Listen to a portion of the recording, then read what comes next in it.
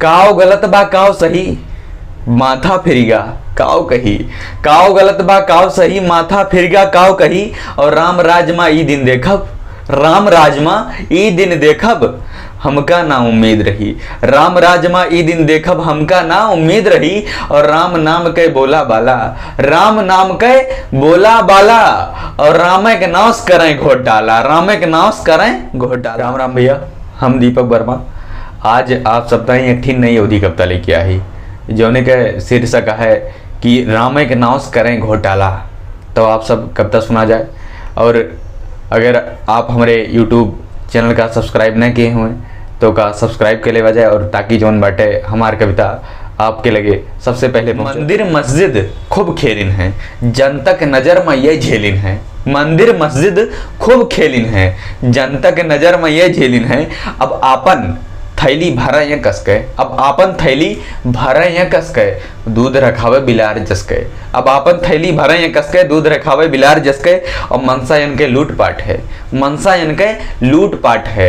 और गलती सगरो जग जाहिर भय, गलती सगरो जग जाहिर भय। और बनिके निकरे भोला भाला, और बनिके निकरे भोला भाला।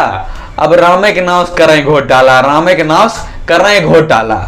और काव झूठ बा काव सही माथा फिरगा काव कही। काव झूठ बा काव सही माथा फिरगा काव कही। और राम राजमा ई दिन देखब, राम राजमा ई दिन देखब हमका ना उम्मीद रही। राम राजमा ई दिन देखब हमका ना उम्मीद रही।